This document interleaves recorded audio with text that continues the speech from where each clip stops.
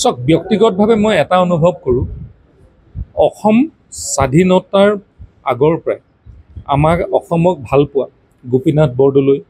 জননেতা ভীমবৰ দেউৰীকে আদি কৰি সেই সময়ৰ যিসকলে অসমৰ সামাজিক ৰাজনৈতিক পৰিৱেশক নেতৃত্ব দিছিলে সেইসকলে সেই সময়তে অসমখন বচাবৰ কাৰণে উঠি পৰি লাগিছিলে আৰু তেওঁলোকে আজিৰ এই পৰিৱেশ যে অসমত হ'ব সেই সময়তে তেওঁলোকে চিন্তা কৰিছিলে সেইকাৰণে সেই সময়ত জননেতা ভীমবৰ দেউৰীয়ে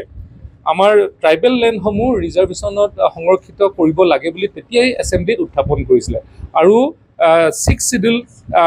যিবিলাক আজি অনুসূচিত জনজাতিৰ কাৰণে দিয়া হৈছিলে সেই শিডিউলিংবিলাকৰ কথাটো সেই সময়তে তেওঁলোকে চিন্তা কৰিছিলে কেলে কৰিছিলে যে অসম ভৌগোলিকভাৱে এনে পৰিৱেশত আছে যিটো অৱস্থাত অসমীয়া জাতি জনগোষ্ঠী খিলঞ্জীয়া জাতি জনগোষ্ঠী অস্তিত্বহীন হ'ব নেকি এই কথাখিনি অসমীয়া মানুহৰ মাজত আছিলে সেইকাৰণে আপোনালোকে দেখিব যে যোৱা 30-40টা বছৰ এই ইছ্যুটোক লৈ আন্দোলন চলিছিলে কিন্তু সেই সময়ত বা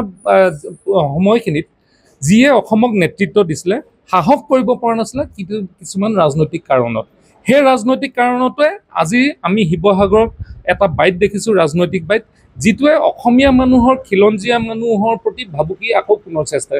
চিন্তিত হৈ যাব কাৰণ আমাৰ কথাটো হ'ল যে সাহস থকা মুখ্যমন্ত্ৰী ডাঙৰীয়াই যেনেধৰণে আজিৰ দিনটোত অসমৰ বনাঞ্চলসমূহ সংৰক্ষিত অঞ্চলসমূহ ট্ৰাইবেলৰ অঞ্চলসমূহ যেনেধৰণে সুৰক্ষিত কৰিবৰ কাৰণে যি সাহসী পদক্ষেপ আগবঢ়াইছে তাত অসমীয়া জাতিৰ মানুহ হিচাপে অসমীয়া হিচাপে আমি তাক ছাপোৰ্ট দিব লাগে ৰাজনৈতিক কথা বতৰাবিলাক এছেম্বলিৰ ভিতৰত পতা হ'ব ৰাজনৈতিক বাতাবৰণবিলাক আমি পিছত চিন্তা কৰিম যিটো সামাজিক যিটো ব্যাধি যিখিনিৰ কাৰণে আমি সদায় ভয়ত থাকিব লাগে সদায় আন্দোলন কৰিব লাগে সদায় আমাৰ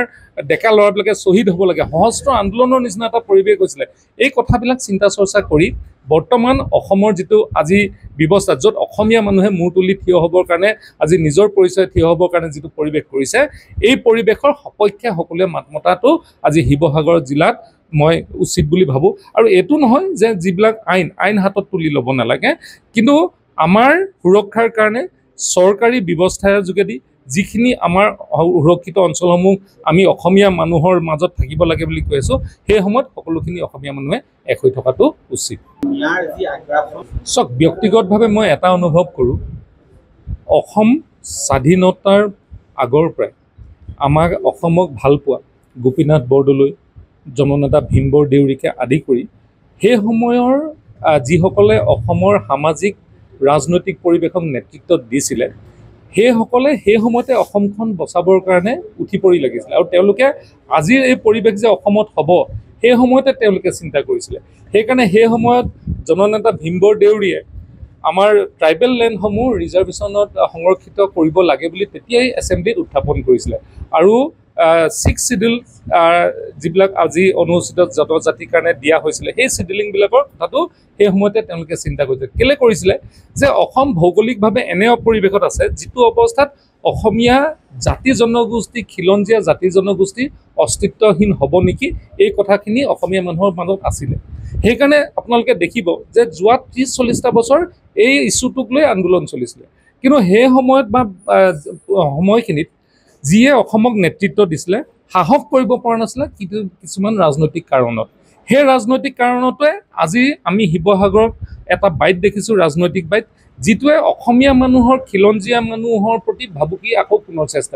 চিন্তিত হৈ যাব কাৰণ আমাৰ কথাটো হ'ল যে সাহস থকা মুখ্যমন্ত্ৰী ডাঙৰীয়াই যেনেধৰণে আজিৰ দিনটোত অসমৰ বনাঞ্চলসমূহ সংৰক্ষিত অঞ্চলসমূহ ট্ৰাইবেলৰ অঞ্চলসমূহ যেনেধৰণে সুৰক্ষিত কৰিবৰ কাৰণে যি সাহসী পদক্ষেপ আগবঢ়াইছে তাত অসমীয়া জাতিৰ মানুহ হিচাপে অসমীয়া হিচাপে আমি তাক ছাপোৰ্ট দিব লাগে ৰাজনৈতিক কথা বতৰাবিলাক এছেম্বলিৰ ভিতৰত পতা হ'ব ৰাজনৈতিক বাতাবৰণবিলাক আমি পিছত চিন্তা কৰিম যিটো সামাজিক যিটো ব্যাধি যিখিনিৰ কাৰণে আমি সদায় ভয়ত থাকিব লাগে সদায় আন্দোলন কৰিব লাগে সদায় আমাৰ